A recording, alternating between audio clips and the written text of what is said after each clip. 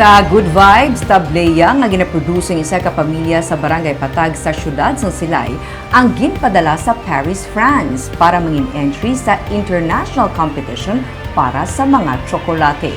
Yaring report ni Romeo Subaldo. Diri sa barangay Patag sa Silay, nahamtang ang Dolpings Tablea. Nagaproduce ang Tablea gikan sa ila mismo nga cacao plantation. Ang ila cacao nga ginatanom, white beans kon Criollo nga variety, isa ka rare nga size ang cacao beans. Sa bulan sa Abril, nakabato ng amay ni Emmanuel Villarenia nga si Dolping sang tawag gikan sa organizers ang first international contest Chocolates Processed at Origins AVPA Paris 2021, isa ka international nga kompetisyon para sa mga tsokolate. Pero ang problema, wala sang kapasidad sa Emmanuel nga mag-process ang ila cacao sa chocolates. Tablea lang ang ila masarangan nga ma-produce. Hindi na sila tani mag-entra, pero mismo ang organizer nag-ayo sa ila nga sila na ang ma-process para mangin tsokolate ang ila ipadala dito nga produkto. Ang father ko naghambal na hindi kami guro kasarap sa chocolate na kay Tablea mo production.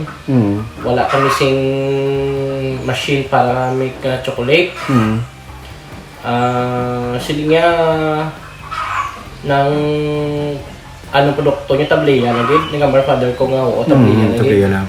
Kasi niya okay lang mag-Tablea kay kung pag-abot di i-process ko na lang kung kinahanglan gid Tablea kung kinahanglan gid chocolate ako na lang bahala na magpot si Papa kung sir ano ka sir sang AVP na ha.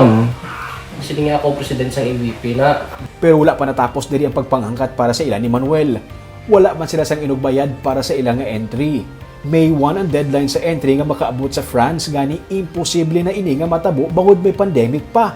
Tagprangka sila ni Manuel sa ilang nga sitwasyon kagang organizer na maliwat ang nag-adjust para makasulod sila sa kompetisyon. Ti hambal sa father ko sir next time lang guro sir kay ti way man kami do type ng production namon. Ang amon nga income sakto man balik sa amon uma. Kaya hindi pagi fully productive kagid kayo. Tagdam pa kami ginap sa good man nga gagmay para 3 is ang cacao. Siling nga i-konsulta ko sa amon nga board. Mayo kay na contact sa siling nga ang tanan nga mga balayaran ta na. Hindi mo na ako problemahon. Ay mabulig. Kay isabtong mo na tanan. Sa karon, nagabiyahe pa lang sa gihapon ang ilang nga entry padulong sa France. Sa barasod nga semana pa ini maabot didto. Nalipay si Manuel nga nagdirekta contact sa ilang organizers mismo sang pa-contest. Daw ano man sila, daw happy man ba kay ti syempre sa nakadamo-damo sang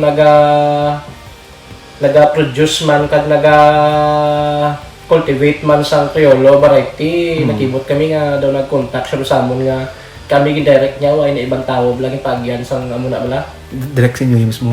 Direct sa amon niya. 2016 sila ni Manuel kagang iya nga amay nagsugod sa pagpananom sang kakao sa Patag Silay. Sa karon, may masobra na sila sa 7,000 ka mga puno kagang ila ginaproduce nga Tablea ang in demand kag ginakulang pagani sa supply.